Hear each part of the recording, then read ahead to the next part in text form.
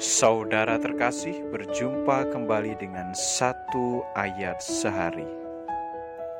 Ayat pada sore hari ini diambil dari Injil Matius bab 13 ayat 30. Biarkanlah keduanya tumbuh bersama sampai waktu menuai.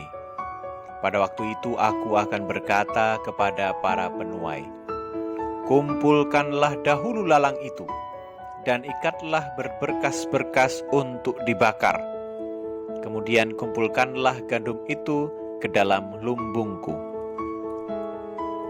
Saudara terkasih, mengapa gandum dan lalang dibiarkan sama-sama bertumbuh? Sementara pada umumnya tumbuhan pengganggu pasti akan segera disiangi. Mengapa pemilik ladang mencegah hamba-hambanya untuk mencabutnya?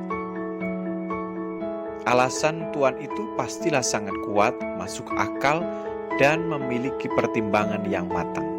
Saudara jangan membayangkan bahwa lalang ini seperti lalang yang kita kenal. Tetapi lalang ini adalah tanaman padi-padian. Orang Yunani menyebutnya dengan zizania atau zunin dalam bahasa Ibrani. Bentuk daunnya sangat mirip dengan gandum. Dan biasanya hanya bisa dibedakan ketika mulai berbulir.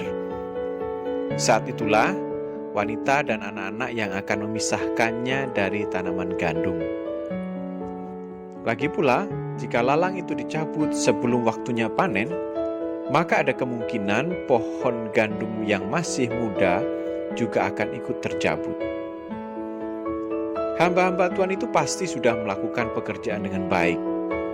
Tumbuhan gandum tumbuh dengan subur, tetapi mereka tidak pernah tahu dari mana lalang itu berasal. Mungkin saja menjelang malam, musuh mereka, yaitu petani lain yang jahat, menaburkan benih lalang. Menabur lalang di kebun orang lain untuk tujuan balas dendam adalah sebuah kejahatan serius dalam hukum Romawi. Dan biasanya karena begitu miripnya antara lalang dan gandum, maka hanya bisa dibedakan ketika bulir-bulir sungguh-sungguh sudah mulai muncul, bertambah besar, dan mulai berubah warnanya. Tuan pemilik kebun itu pasti sadar bahwa sangat mungkin lalang-lalang yang tumbuh sudah mengambil kelembapan udara dan vitamin dari tanah yang seharusnya diambil oleh tanaman gandum.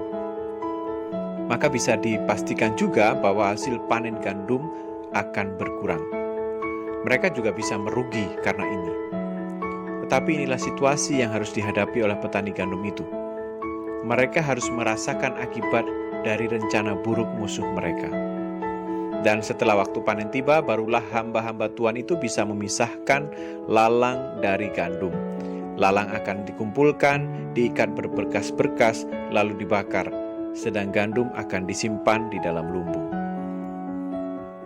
Saudara terkasih, mungkin selama ini kita berdampingan dengan masalah yang mungkin menghimpit hidup kita dan terasa sangat berat.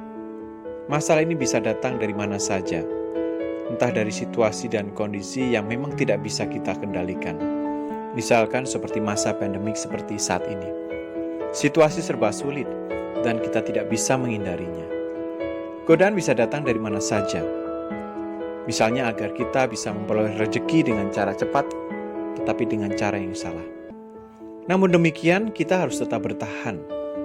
Karena benih kita adalah kudus, benih yang baik, benih yang unggul, benih yang tahan hama, karena berasal dari Allah sendiri.